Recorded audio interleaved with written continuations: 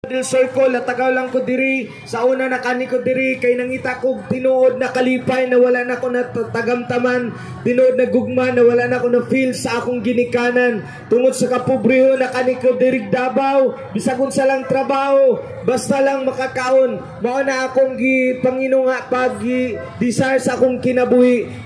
Abi na ko kumain na ka sa barkada na kay bisyo maguyab-uyab ka mao na tong kalipay nagipangita isip batanon, but every night sa akong boarding house dagan ko'y mga pangutana asa ba jud makita ang tinuod na kalipay, tinuod na gugman, satisfaction nagipangita sa usa ka tawo, and kung mamatay ko impierno jud akong kalagay tungod sa mga daotan akong ginabuhat. But sultihan ta mo mga igala, grasya sa atong buhi nga Dios. September 2014 diha ko naglingkod sama kaninyo sa fountain na mga tao sama ani nag-share sa kadalanan, and naana ko'y that time naana ko'y religion but wala ko'y maayong relasyon sa Ginoo, and that time gitry na ko sulod ani na church, dili ang church ang nakaluwas kanako kundi si Ginoong Hesus. That's why gihatag na nako akong kinabuhi ang akong kumpiyansa sa Ginoo.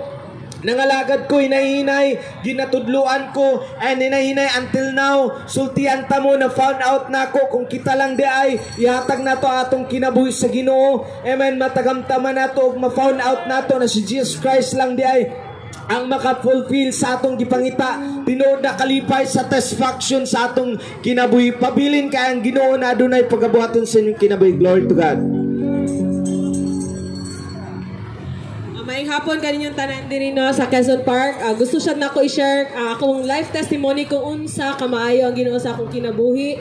Ako sukat pagkabata gidala nako, nagtubo ko sa simbahan, gidala ko sa akong mama ug papa sa simbahan. Apan dili day na siya garantiyan, nagdako ka sa simbahan, gipadako kag sakto, gipaila-ila ang Ginoo sa ako gamay pa lang ko, luwas na ko, nahimo nagdako ko, nahimo kong curious sa butang sa kalibutan. Daghan kay kog pangutana ngano akong mga amigo, akong mga amiga, pwede sila mag-inom, pwede sila mag-uyab-uyab, pwede sila magsigarilyo, pwede sila sa mga kahilayan sa kalibutan, pero ngano ako dili.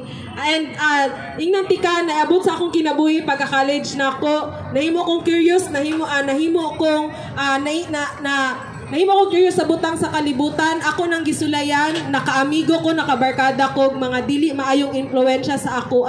Oo, tinuod, dili man sayot, dili man mali magkabarkada, dili man mali magkaamigo na kauban nimo adlaw-adlaw, pero ang mali na akong gibuhat kay kung unsa ilang ginabuhat na mali mausad akong buhaton. And ingan tika na nahimong cycle akong kinabuhi, balik-balik, makasala ko, then mangayo na sad kog pasaylo, o nagasimba gihapon ko, pero sulod sa akong kasing-kasing dili na maayo, dili na sakto akong relasyon sa Ginoo. And mao na akong gituuhan na naapa ko sa Ginoo, sakto pa akong relasyon sa Ginoo. Apan dili di ay kana ang tinuod na pakigrelasyon sa Ginoo. Ang tinuod di ay na pakigrelasyon sa Ginoo is kung ilhon nimo siya, imong manluluwas ug ikaw mangayog pasaylo sa imong mga sala na gibuhat. And ingnan tika wala jud ko nagduha-duha, nangayo jud ko pasaylo sa Ginoo sa tanan sala na akong gibuhat, mali na akong gibuhat, nabisan kabalo ko na mali gibuhat gihapon ako nang gipangayog pasaylo dira sa Ginoo. And ingnan tika katong happiness na akong ginapangita, ang peace na akong ginapangita, na abi na ako makita na ako sa akong barkada, temporaryo lang di ay ito. Ang tinuod di ay nakalipay, ang kalinaw na akong ginapangita na ada ay sa Ginoo. Kung ikaw man na nakadungog ka sa akong sa among speaker, why don't you try Jesus Christ? Naa sa iyaha ang tinuod na kalipay, ang tinuod na kalinaw na inyong ginapangita. Mo lang na. Yes, I've been delivered.